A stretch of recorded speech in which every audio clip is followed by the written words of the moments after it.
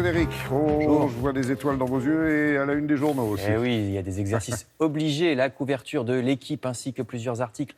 Comme ici dans le Figaro, les footballeuses américaines ont donc encore une fois été sacrées championnes du monde hier et l'engouement qu'il y a eu pour cette compétition doit nous pousser à ce que le président de la République a appelé hier une révolution pour le sport féminin afin que la France accueille enfin mieux les jeunes filles dans les clubs sportifs, je cite Emmanuel Macron. L'autre exercice obligé de ce matin dans la presse, c'est le bac, évidemment, et la manière très inhabituelle dont il semble avoir été accordé dans certains cas suite à la rétention de notes par certains professeurs grévistes. Vous savez que le ministre de l'Éducation, Jean-Michel Blanquer, a demandé qu'on prenne la note du contrôle continu, c'est-à-dire la moyenne de l'année, lorsque la note de l'épreuve du bac n'était pas arrivée. Méthode que l'humanité estime illégale, c'est le titre en couverture. Des familles veulent même saisir la justice, croit savoir le journal, et l'article estime qu'elles ont toutes les chances d'obtenir gain de cause. Je cite, vous voyez cette phrase, une prof qui pourtant n'est pas gréviste déclare que comme elle n'avait pas le dossier de contrôle continu non plus, elle n'avait pas la note, mais pas non plus. Elle va poursuivre les instructions du ministère. Elle a été obligée d'inventer une note quasiment au hasard. Comme l'élève avait eu 12 en maths et 8 en philo, on a décidé de lui mettre 10 en histoire. Allez. C'est amusant. Et ce n'est qu'un exemple.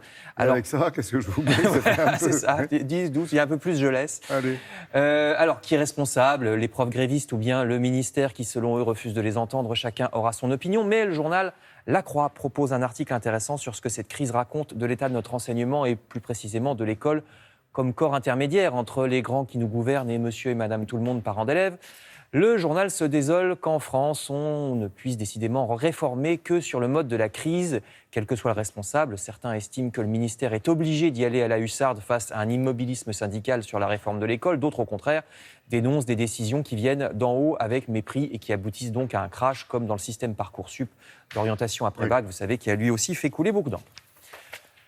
Alors, ce matin, vous trouverez aussi de nombreux articles sur l'environnement. D'abord, n'oublions pas que l'Europe commence à négocier, vous le savez, un accord pour commercer avec l'Amérique du Sud, y compris donc avec le Brésil du président d'extrême droite Jair Bolsonaro qui saccage la forêt amazonienne.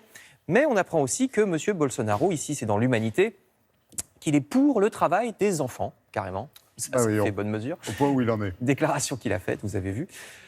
Plus près de nous, toujours en matière d'environnement, vous apprendrez dans le même journal que le problème des algues vertes en Bretagne n'est toujours pas résolu. Elles continueront de proliférer tant que nous n'aurons pas changé de modèle agricole. Je cite, modèle basé sur les engrais à outrance. De leur côté, les échos nous alertent sur l'ozone. Alors, pas celui qui nous protège des rayons du soleil, mais celui qu'on respire, parce qu'à basse altitude, c'est pas bien du tout, c'est toxique. Avec le réchauffement climatique, il pourrait y avoir de plus en plus de pics d'ozone. Et face à tous ces défis environnementaux, le Parisien aujourd'hui en France nous dit que ce sont les maires des communes qui inspirent le plus confiance pour la résolution de ces problèmes. Et ça mérite d'être souligné, les maires sont des politiciens aimés. Il n'y aura peut-être même pas de dégagisme au municipal l'an prochain parce que les électeurs sont contents. Regardez de leurs édiles, plus de 70% d'opinion favorable en général. On verra ce qu'il en est quand commencera la campagne à la rentrée. Enfin, je termine avec ce qui pourrait justement être une mauvaise surprise de la rentrée. Et là, il s'agit d'économie. Est-ce que l'Allemagne n'est pas en train de se casser la figure du point de vue économique? Alors, vous trouverez à ce propos plusieurs articles.